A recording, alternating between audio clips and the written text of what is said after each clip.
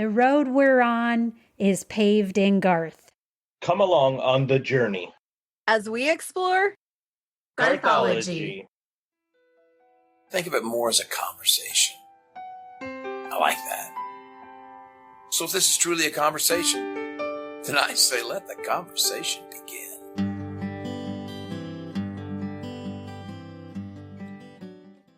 Showtime!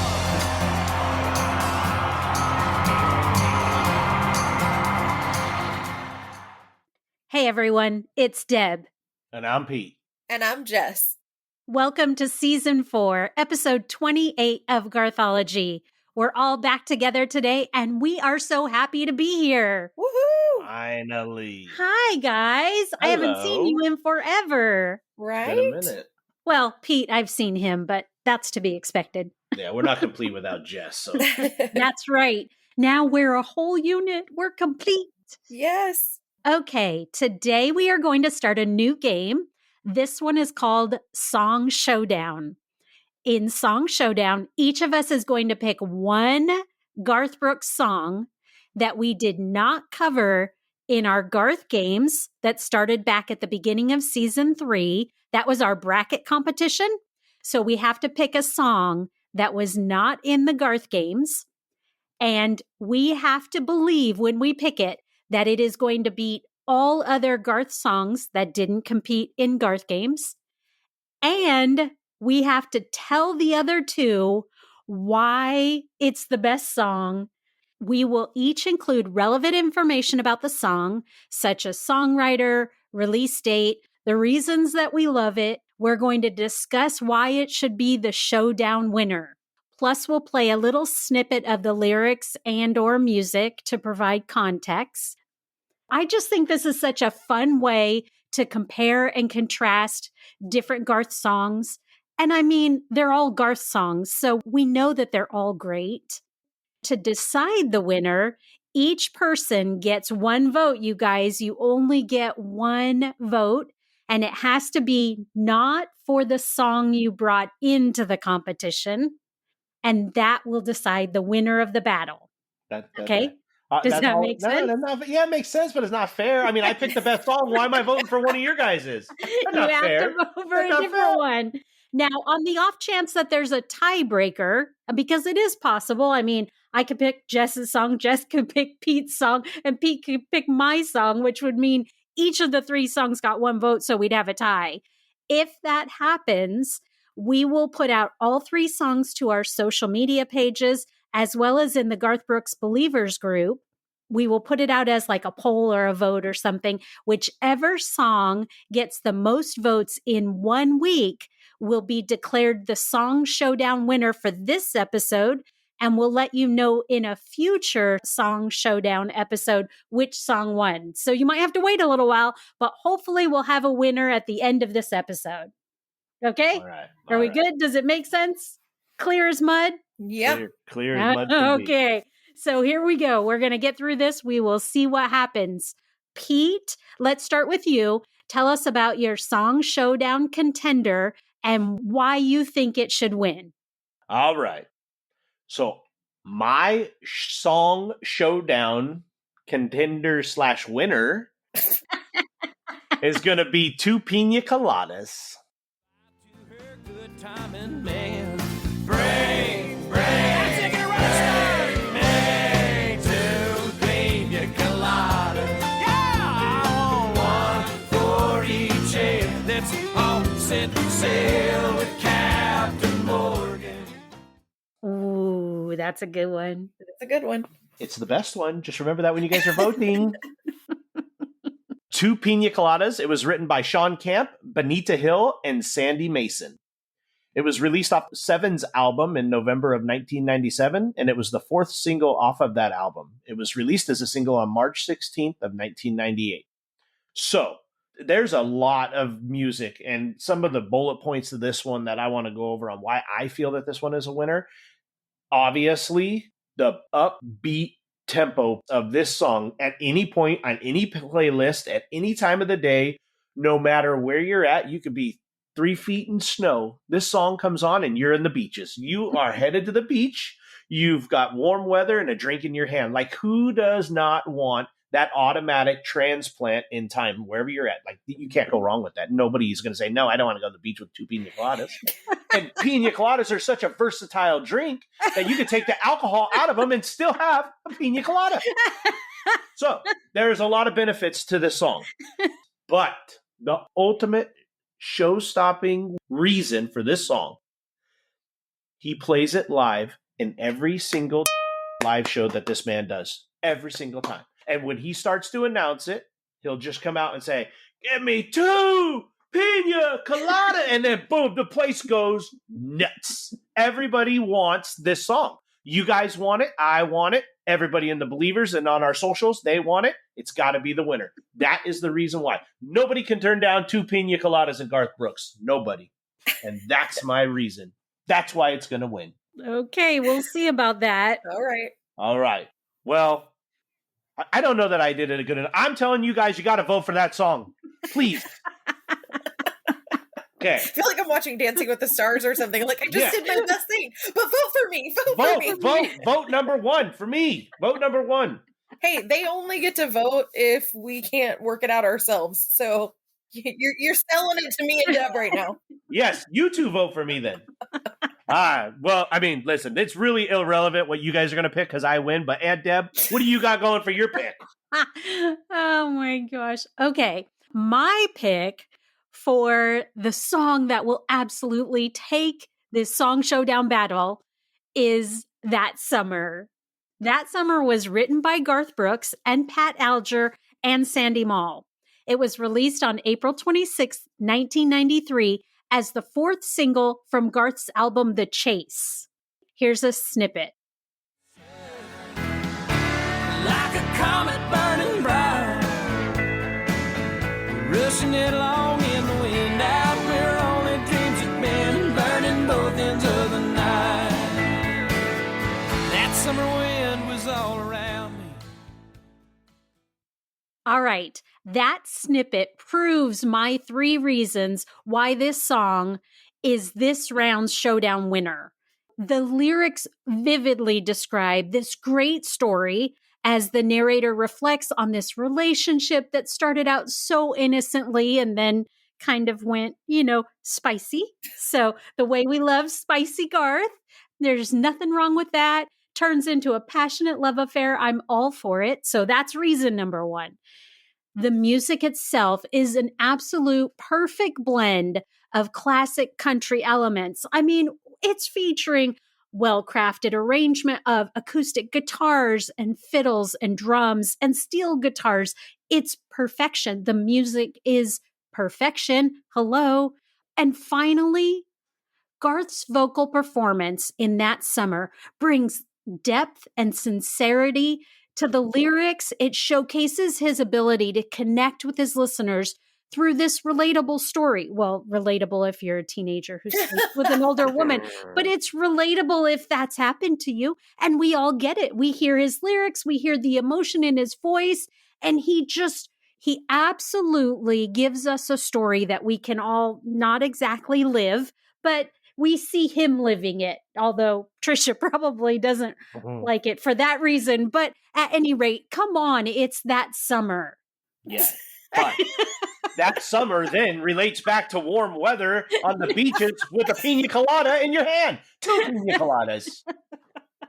All right, Jess, what's your pick for contender for Song Showdown? Oh my gosh, you guys, I feel like we are for sure comparing apples and oranges because y'all's songs are very different and mine is different than either one of those because I chose That Old Wind. And someday she'll tell him that the boy is his kid.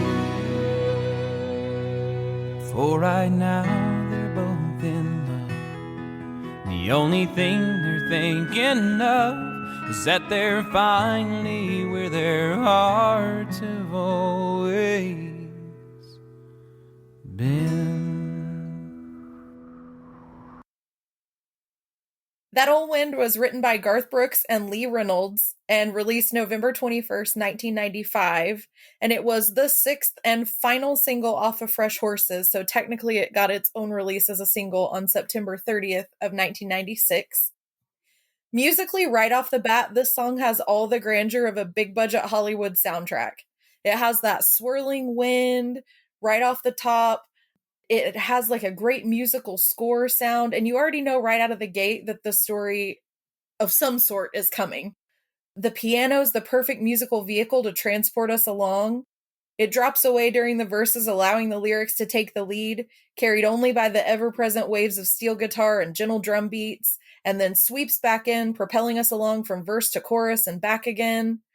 Toward the end, we get these sweeping musical moments that could have found themselves in the background of any great cowboy saga. It makes me think of like Lonesome Dove, not the song, but the mini-series. If any of you guys like cowboy movies and ever saw those, that music would have been perfect in that kind of movie or series. This amazing combination of sounds paints a musical canvas you can't help but see as you listen. There's the plaintive whine of steel guitar, the soft pleading of just the right amount of fiddle, and then the wind and piano rush back in together to close out the song. Vocally, this is a solid performance, and you can tell Garth has found his classic sound at this point. It's not too soft, not too much power for such a gorgeous ballad, just right down the middle, clear as a bell vocals. He lets just the right amount of emotion creep into his voice in this one so that you really feel the words and the story he's trying to convey. Coupled with the finely crafted lyrics laid out in this number, it makes for a sensational story song. The lyrics tug at our heartstrings, telling a relatable story about a single mom rushing through life, suddenly blindsided by the memory of a great love she'd found and lost a decade before. We listen intently as she finds out that the old flame is back in town, if only for a night, and we smile a little to ourselves as they reconnect in the song, and wait with bated breath as the songwriters no doubt intended to find out if their love will endure this time. Watching someone hear this song and then its surprise ending for the first time is a thing of beauty. The genuinely surprising moment the lyrics reveal the woman's son belongs to this lost love from her past is a true testament to Garth and Lee's songwriting prowess. And the song ends with possibly one of my favorite lyrics of all time, "They're finally where their hearts have always been." That, ladies and gentlemen, is a mic drop moment. And those are the reasons I think this song deserves to win the showdown. Oh, shit. We're both so screwed. We can't compete with Jess when it comes to that. I thought we said no AI generated writing. That's some bullshit. I tell you. I can't compete with that. Jess is going to end up winning every single song showdown. No, not necessarily. Oh my gosh. But thank you. Oh, that's funny. I should have been a debate. All right. That was my argument. So now we're going to round it back around to Deb, who has to make the first choice and give us her vote for who she think wins the showdown. Oh my gosh, this is so hard. So I have to choose between Pete's song, which was Two Pina Coladas, and Jess's song, which is That Old Wind. And I cannot pick my own. So That Old Wind, Two Pina Coladas, that they're so different. But I love them both. I'm gonna okay. All right. I'm telling you, apples and oranges. It's so hard. It's true, but I have to. But it's pina coladas on a beach. So, Two Pina Coladas does put you there. This is bringing me all back to the Garth games. Remember how hard that was to do? So those hard. brackets? Yeah. Okay, so I'm reliving that all of a sudden. Okay, so Two Pina Coladas, love that song. Fast, upbeat. It puts you like right there on the beach, which Garth is so great at that. But I have to go with That Old Wind. Yay! The story in it is so good. I love it so much. And Jess did absolute amazing work talking about it. But even if you had just presented me with those two songs, no, Jess's reasons, they were so good. Yeah. The song and the reasons. The song and the reasons I'm going with that and I'm sticking to it. Okay, Pete, your turn. Out of That Summer, which was my song, and That Old Wind, which one's your vote? Okay, so So, my goodness gracious, this is so hard. This really is hard. Because I want, okay, Jess did an amazing job at her reasonings behind her song. And that song is so unbelievably good. Like, talking about apples and oranges, holy moly. But, oh, man, that Summer is always on the playlist, and I always turn it up, and it tells that story. And when I started listening to Garth, I was that teenage boy, and you understood the lyrics, you understood the story behind it if you just gave it a chance. Ooh, Oh, it's man. so difficult. Jess, can you put into words the reasoning for that Summer? Like you, and then okay, I'm gonna go with that Summer. Yay! Because of the song and how it's relatable, and the fact that Summer has always been on a playlist. I've always turned it up and I've always enjoyed it. I'm gonna go with that Summer. Uh-oh. We may end up with a tie. Yeah. I don't know, but we're gonna find out right now because Jess, it's your turn. Okay. Give me 2 pina coladas. I'm gonna make this super easy and also super difficult because this is a very easy choice for me.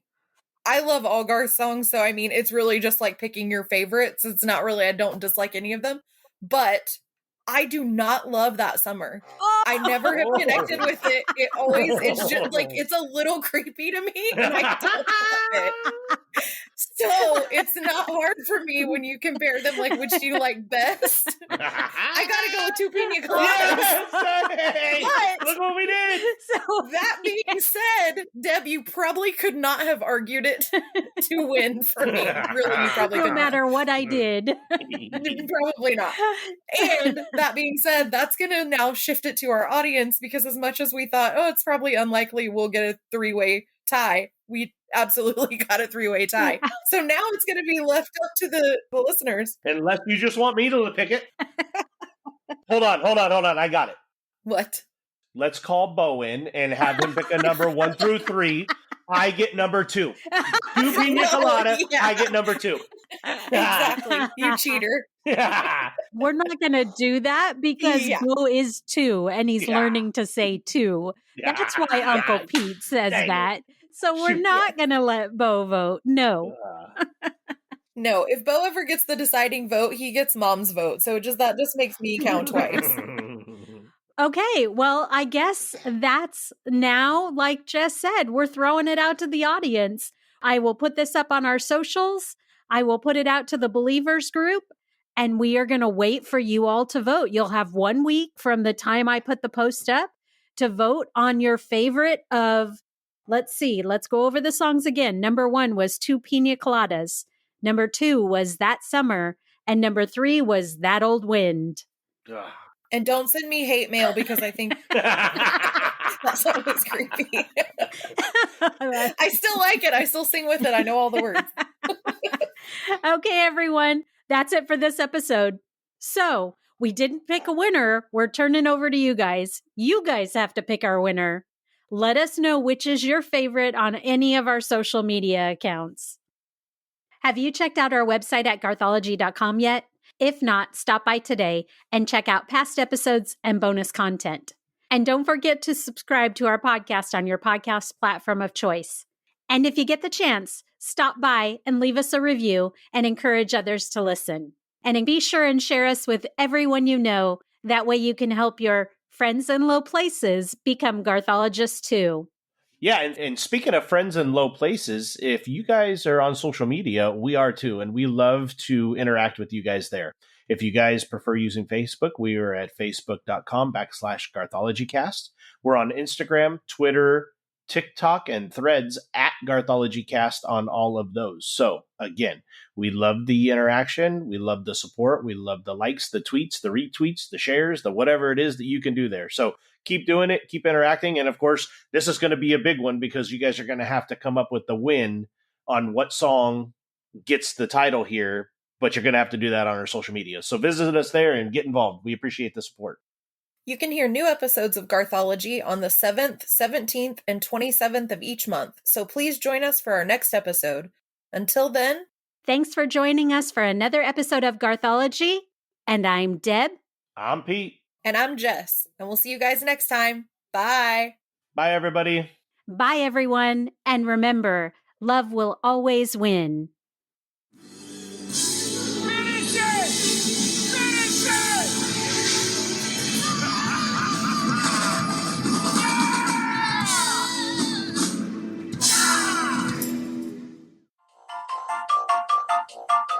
Bloopers. What the fudge was that just walked across the screen? It's the cat. Holy! I saw this little white. It looked like you were putting your hand up, but you had a nub, like you were just nubbing it, like nub. Oh, what the It's fudge! his tail, because Oh his tail my is all God. black except the tip. I saw in the corner earlier just like a tiny little blip in Deb's Oh. screen, and I was Oh, like, he's coming back for more. No, stop playing with this. I thought she was I trying to don't remember- stop Jess, and I'm like, what is that looking little nub thing there? oh, nope. Oh, no. That's Don't swipe right. Don't swipe. And don't forget to subscribe to our podcast on your podcast platform of choice. What the heck was that? What the f- is going on in that room over there? it was not the house with the toddler in it, so I don't know what's Yeah, happening. what in the world was That that? was his pig. Stop Sounded playing like a with your Pig having an orgasm. Stop As I'm playing over with there. your pig, buddy. Blimey. Yeah, you leave your pig alone. Stop. Yep, there he goes again. You weren't touching it the whole time. Yeah. He just waits for the silence. Or Jeez, buddy.